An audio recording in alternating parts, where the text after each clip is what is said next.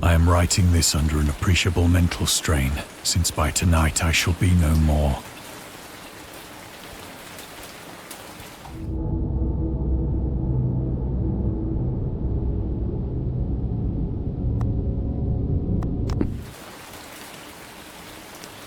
Penniless, and at the end of my supply of the drug which alone makes life endurable, I can bear the torture no longer, and shall cast myself from this garret window into the squalid street below.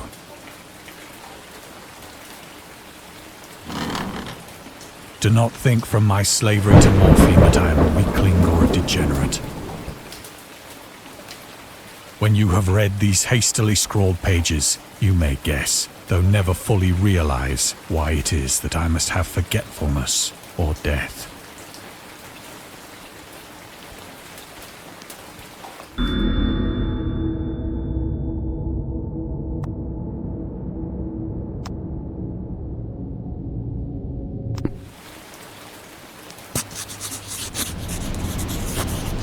It was in one of the most open and least frequented parts of the broad Pacific that the packet of which I was supercargo fell a victim to the German sea raider.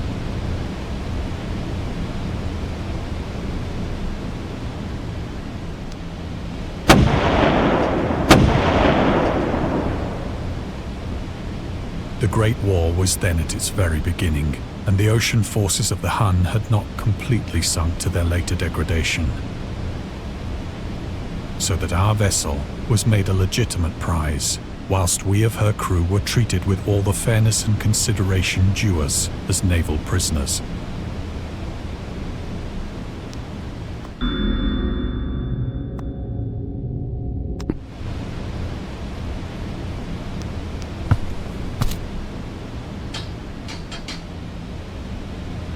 So liberal, indeed, was the discipline of our captors, that 5 days after we were taken, I managed to escape alone in a small boat with water and provisions for a good length of time.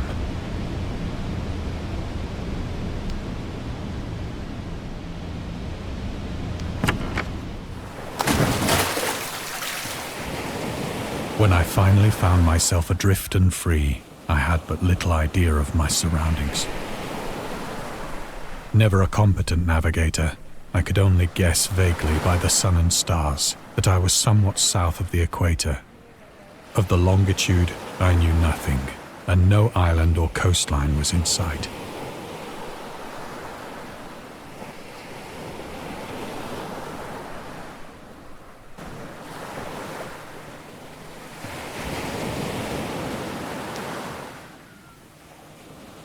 The weather kept fair, and for uncounted days I drifted aimlessly beneath the scorching sun, waiting either for some passing ship or to be cast on the shores of some habitable land.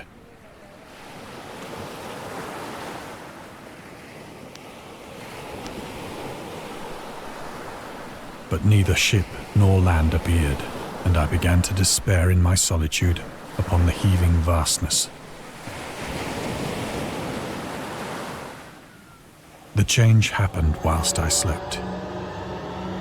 Its details I shall never know, for my slumber, though troubled and dream-infested, was continuous.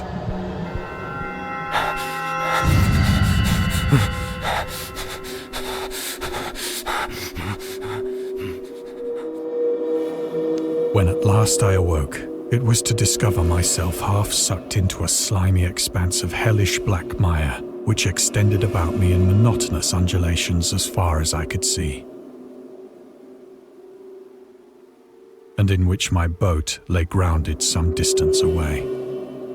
Though one might well imagine that my first sensation would be of wonder at so prodigious and unexpected a transformation of scenery, I was in reality more horrified than astonished. For there was in the air and in the rotting soil a sinister quality which chilled me to the very core. The region was putrid with the carcasses of decaying fish and of other less describable things which I saw protruding from the nasty mud of the unending plain. Perhaps I should not hope to convey in mere words the unutterable hideousness that can dwell in absolute silence and barren immensity. There was nothing within hearing and nothing in sight save a vast reach of black slime. Yet the very completeness of the stillness and the homogeneity of the landscape oppressed me with a nauseating fear. The sun was blazing down from a sky which seemed to me almost black in its cloudless cruelty, as though reflecting the inky marsh beneath my feet.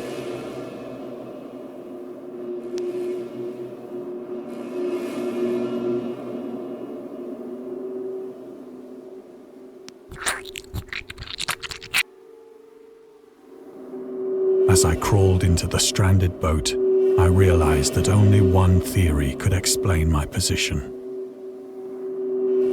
Through some unprecedented volcanic upheaval, a portion of the ocean floor must have been thrown to the surface, exposing regions for which innumerable millions of years. So great was the extent of the new land which had risen beneath me that I could not detect the faintest noise of the surging ocean, straining my ears as I might. Nor were there any seafowl to prey upon the dead things.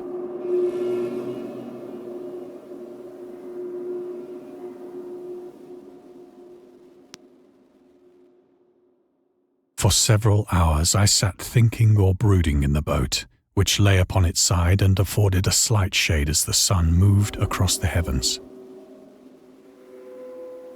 As the day progressed, the ground lost some of its stickiness and seemed likely to dry sufficiently for traveling purposes in a short time. That night I slept but little, and the next day I made for myself a pack containing food and water, preparatory to an overland journey in search of the vanished sea and possible rescue.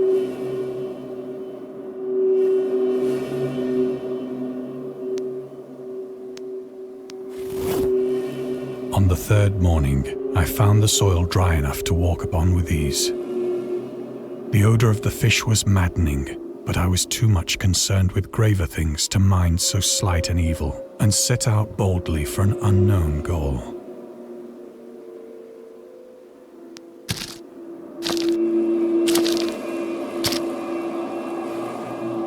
All day I forged steadily westward, guided by a faraway hummock which rose higher than any other elevation on the rolling desert.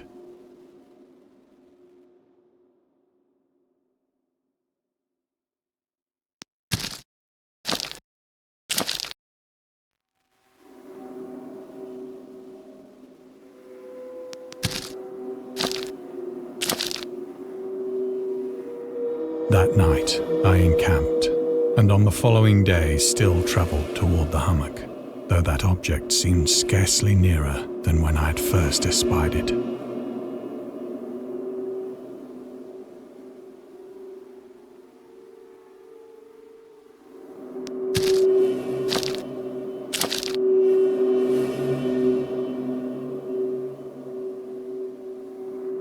By the fourth evening, I attained the base of the mound, which turned out to be much higher than it had been. An intervening valley setting it out in sharper relief from the general surface. Too weary to ascend, I slept in the shadow of the hill. I know not why my dreams were so wild that night, but ere the waning and fantastically gibbous moon had risen far above the eastern plain, I was awake in a cold perspiration, determined to sleep no more. Such visions as I had experienced were too much for me, and in the glow of the moon I saw how unwise I had been to travel by day. Without the glare of the parching sun, my journey would have cost me less energy. Indeed, I now felt quite able to perform the ascent which had deterred me at sunset. Picking up my pack, I started for the crest of the eminence.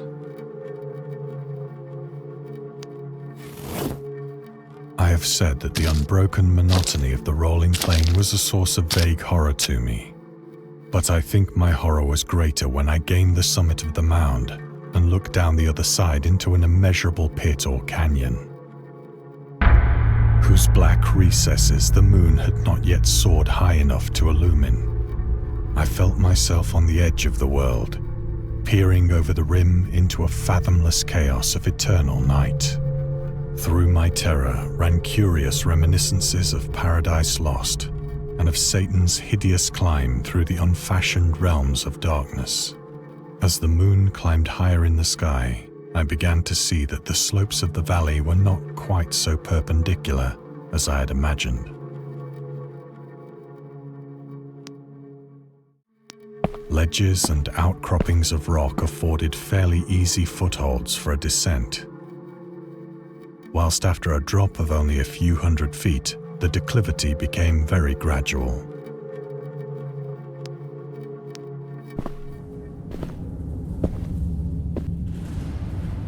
Urged on by an impulse which I cannot definitely analyze, I scrambled with difficulty down the rocks and stood on the gentler slope beneath, gazing into the Stygian deeps where no light had yet penetrated.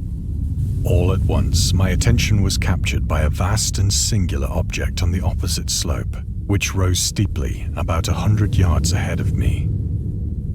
An object that gleamed whitely in the newly bestowed rays of the ascending moon.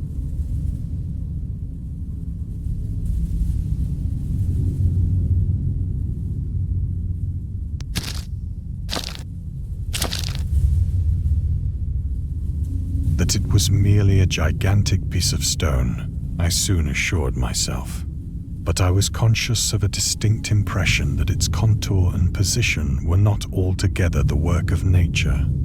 A closer scrutiny filled me with sensations I cannot express.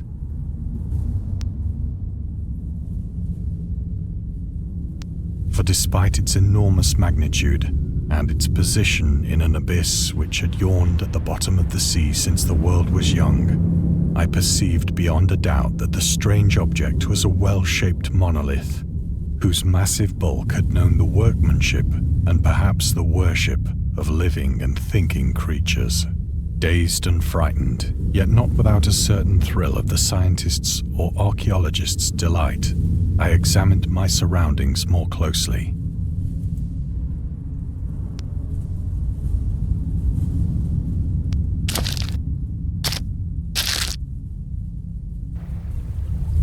The moon, now near the zenith, shone weirdly and vividly above the towering steeps that hemmed in the chasm, and revealed the fact that a far-flung body of water flowed at the bottom, winding out of sight in both directions and almost lapping my feet as I stood on the slope. Across the chasm, the wavelets washed the base of the cyclopean monolith, on whose surface I could now trace both inscriptions and crude sculptures. The writing was in a system of hieroglyphics unknown to me and unlike anything I'd ever seen in books, consisting for the most part of conventionalized aquatic symbols such as fishes, eels, octopi, crustaceans, mollusks, whales, and the like. Several characters obviously represented marine things which are unknown to the modern world, but whose decomposing forms I had observed on the ocean-risen plain.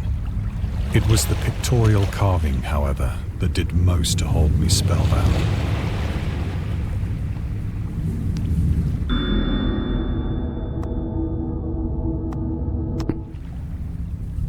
Plainly visible across the intervening water on account of their enormous size were an array of bas-reliefs whose subjects would have excited the envy of a Doré. I think that these things were supposed to depict men, at least a certain sort of men, though the creatures were shown disporting like fishes in the waters of some marine grotto, or paying homage at some monolithic shrine which appeared to be under the waves as well. Of their faces and forms I dare not speak in detail, for the mere remembrance makes me grow faint. Grotesque beyond the imagination of a Poe or a Bulwer, they were damnably human in general outline, despite webbed hands and feet, shockingly wide and flabby lips, glassy, bulging eyes, and other features less pleasant to recall. Curiously enough, they seemed to have been chiseled badly out of proportion with their scenic background, for one of the creatures was shown in the act of killing a whale represented as but little larger than himself. I remarked, as I say, their grotesqueness and strange size, but in a moment decided that they were merely the imaginary gods of some primitive fishing or seafaring tribe. Some tribe whose last descendant had perished eras before the first ancestor of the Piltdown or Neanderthal man was born.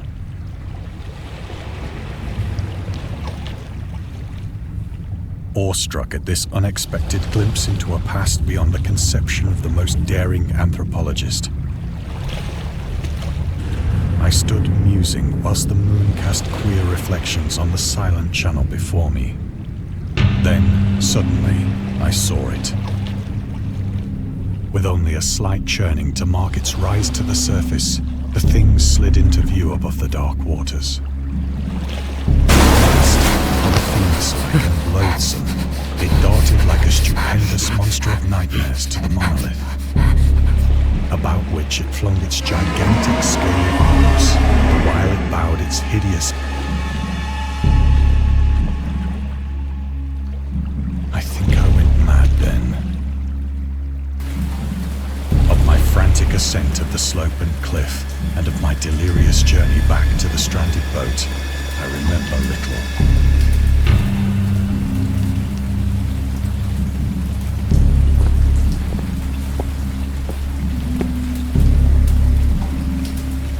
I believe I sang a great deal and laughed oddly.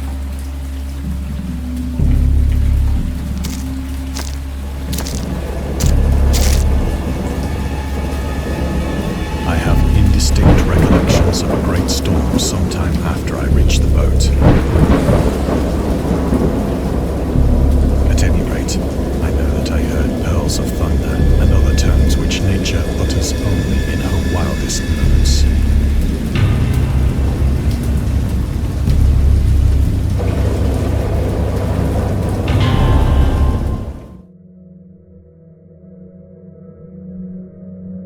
When I came out of the shadows, I was in a San Francisco hospital, brought thither by the captain of the American ship which had picked up my boat in mid-ocean.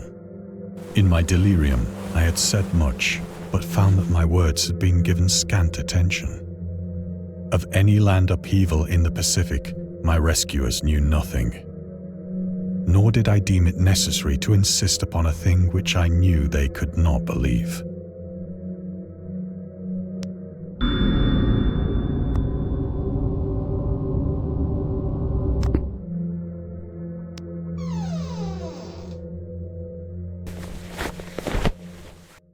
Once I sought out a celebrated ethnologist and amused him with peculiar questions regarding the ancient Philistine legend of Dagon, the fish god.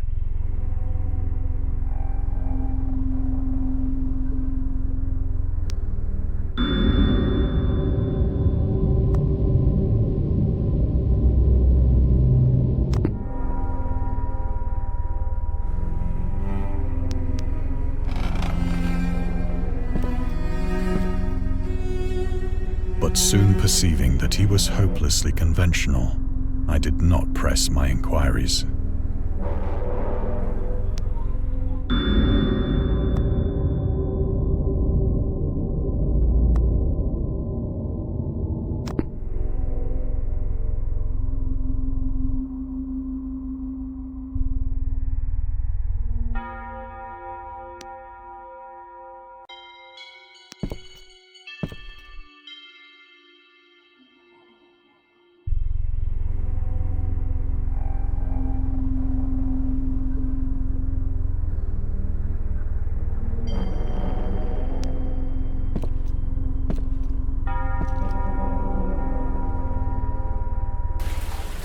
It is at night, especially when the moon is gibbous and waning, that I see the thing. I tried morphine, but the drug has given only transient surcease and has drawn me into its clutches as a hopeless slave. So now I am to end it all, having written a full account for the information or the contemptuous amusement of my fellow men.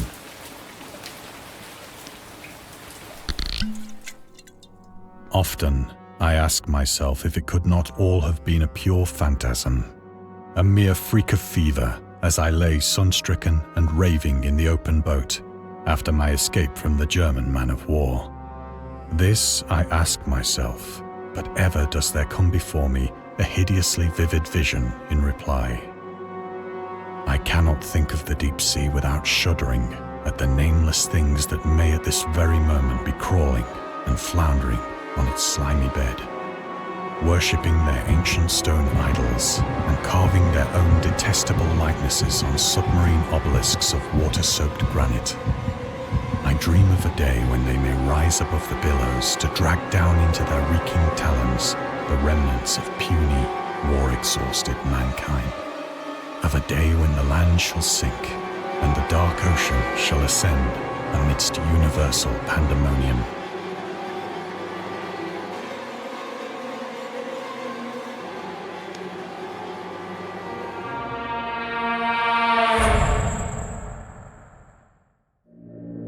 The end is near.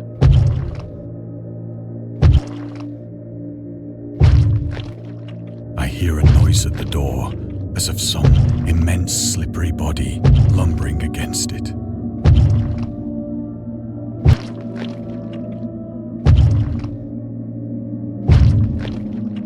It shall not find me.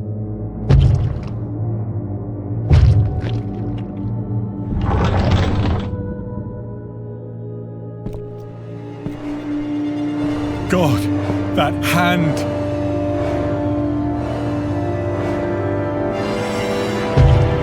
The window!